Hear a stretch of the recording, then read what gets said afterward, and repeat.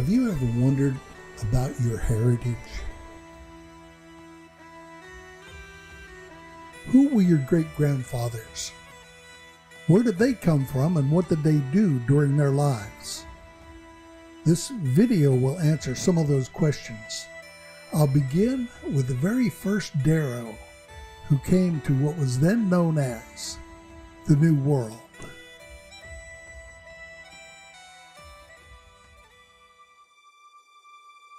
This is dedicated to all the fathers and sons who first came to the Americas and became patriots from 1663 to the present. Although wives and mothers and brothers and sisters are not discussed, their memories are also not forgotten. It is said that our ancestors were large, strong, and healthy, quite noted for their size. Well, several of the men were said to have been about 7 foot tall and may have weighed well over 300 pounds. I'm going to start with Christopher Darrow, who was born in Lancaster, England, or Northern Scotland, on or about 1624. In 1663, he was granted land in the New World at New London, Connecticut, by King Charles II. Christopher died long before he ever left England and never made it to the Americas to claim his land. Christopher's son, George Darrow, who was born in 1652, was impressed into military service and served on board a British man of war. Being impressed meant that he didn't volunteer, but rather was forced into service. Now, during this time, he became a sergeant, which meant that he had great leadership abilities. Still, he was not happy serving on that ship. When they arrived in Cuba, he managed to escape and climb aboard an American ship where he hid himself for 3 days. When he was discovered, the colonists allowed him to work his way to the mainland. In 1675, he landed in New London, Connecticut, where he was able to claim his father Christopher's land that had been given to him by King Charles II.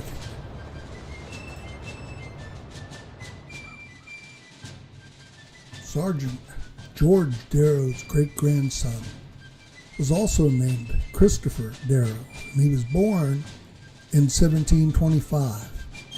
Now, he fought in both the French and Indian Wars and the American Revolution. During the French and Indian War, he held the rank of major.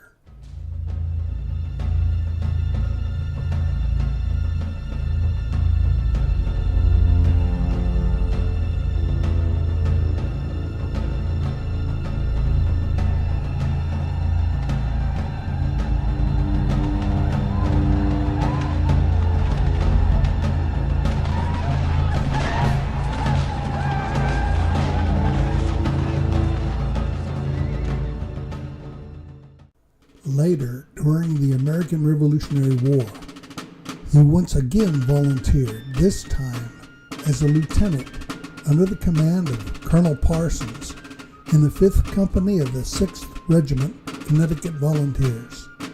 He was then promoted to captain while serving in the 1st Regiment, Connecticut, then major of the Connecticut Line. On June 17, 1775, Lieutenant Christopher Darrow marched with a group from New London to take part in the Battle of Bunker Hill. Get ready, boys! Forward, men! Wait till the 15 paces out! Steady, men. We cannot waste any powder. Pick your shots carefully. Do not fire until you see the whites of their eyes.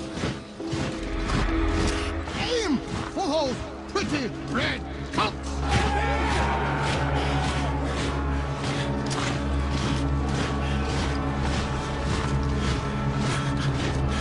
Fire!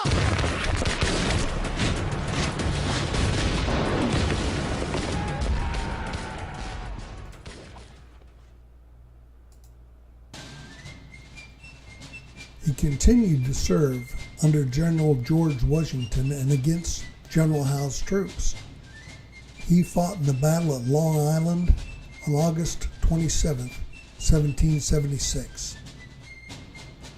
On October 4, 1777, he fought in the Battle of Germantown, Pennsylvania.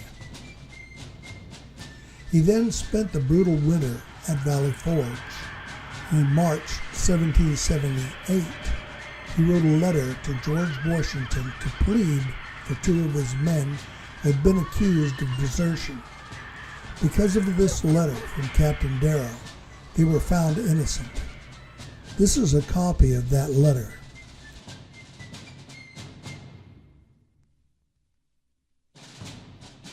On the 28th of June, 1778, he fought at the Battle of Monmouth, New Jersey.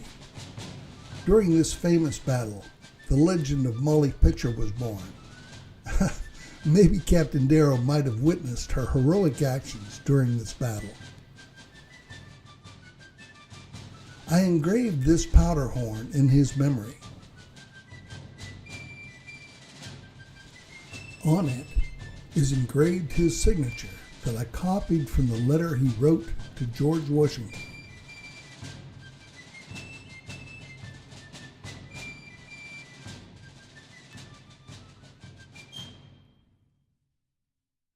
Major Christopher Darrow died February 1783 at the age of 58. He was buried in the Darrow Farm Cemetery in Waterford, Connecticut. Major Christopher's son, Jebediah Darrow, lived a long and fruitful life. He too fought with the Continental Army and made the rank of sergeant. There isn't much that I could find out about him other than the fact that he grew to weigh over 400 pounds and had to walk sideways through doors. Still, he lived until 1821, which made him 101 or 102 years old when he died. He was buried in the Darrow Cemetery at Hebron, Washington County, New York. His son, Amarius Darrow, was born in 1761. He also served as a colonial soldier in the New York levies under the command of Colonel Morris Graham and Willets. He fought in the Battle of White Plains, New York in October 1776 at the age of 15. He died in 1824. His son was John Jebediah Darrow. He was born on 16 October 1789 in Camden County, New York, but moved to Ohio. He served with the Ohio militia during the War of 1812. He marched south to join General Jackson. However, marching from Ohio to Louisiana took so long, the war was over by the time he arrived. Still, he did receive a pension as a reward. He was also known for his artistic ability in making and painting chairs in Ohio. He was known for painting gold leaf pinstripes on wagon wheels and became famous in Ohio for his painting of a single-horse sleigh. He died at the age of 71 on the 2nd of March, 1861. Jebediah's son was Lorenzo Dow Darrow. Lorenzo was born on April 20th, 1819 in Boonville, New York. He moved with his father to Ohio and later rode with the 6th Ohio Cavalry, where he became a lieutenant. During the Battle of Gettysburg, from July 1st through the 3rd of 1863, Lieutenant Darrow became known for his courageous actions during that battle.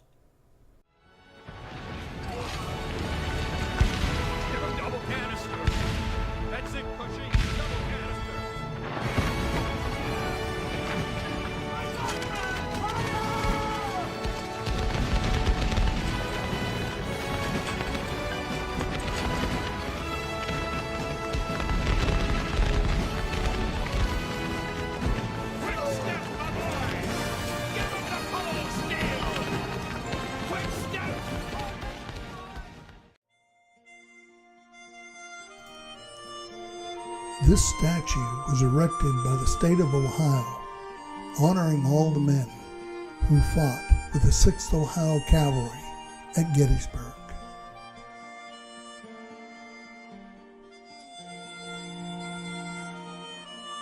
Lorenzo Darrow died on the 24th of April, 1901, and was buried in the Pleasant View Cemetery in Petersburg, Michigan.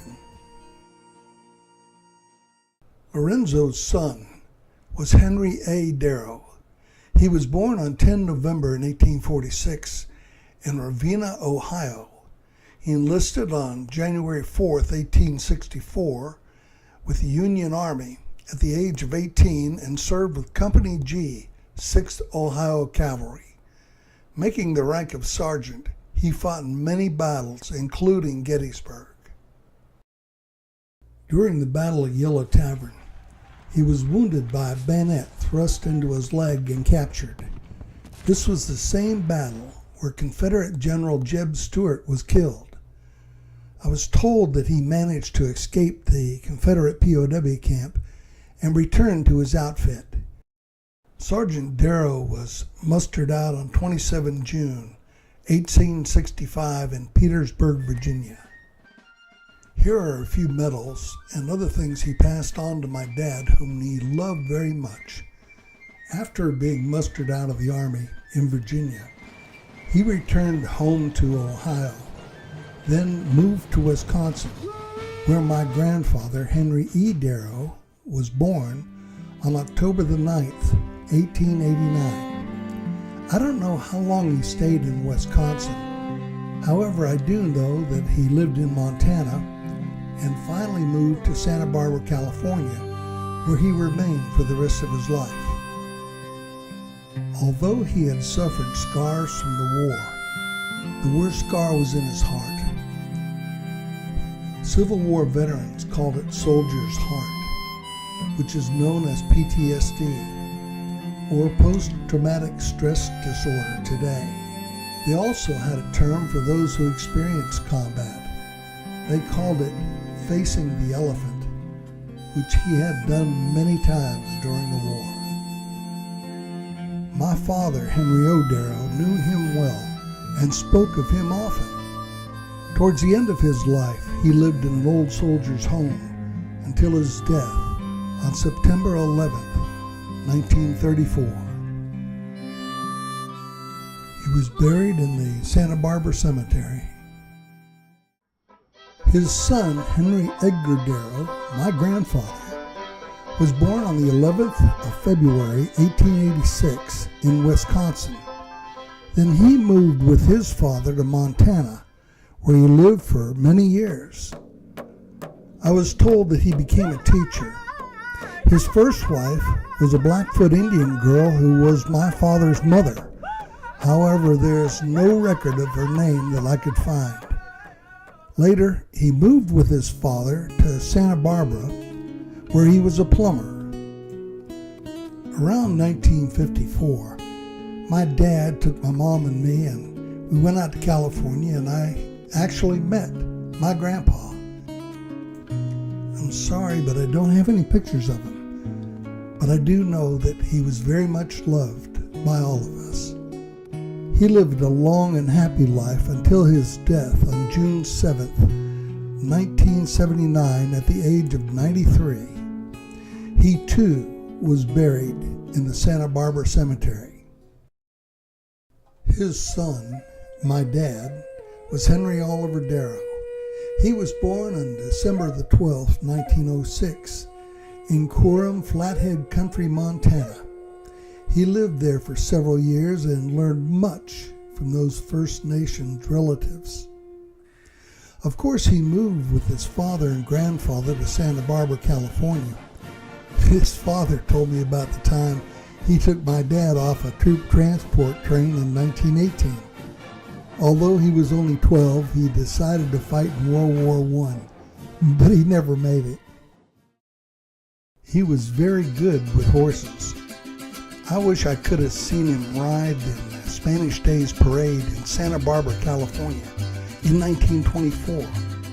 He told me that he wore a black Spanish outfit with silver trimmings and rode a beautiful stallion with black and silver tack. In the 1930s, he was a captain of U.S. Army California Cavalry Company. I have a few pictures of him and his outfit, as well as the pennant they carried. During World War II in 1942, Dad was a U.S. naval officer and stationed in the Philippines. The Japanese captured Corregidor, and he was then taken prisoner. He was made to walk during the Bataan Death March. He was severely wounded, but some brave Filipinos saved him and hid him in the jungle until he could be evacuated back to the States. Dad never talked about these times very much, but this is what I know.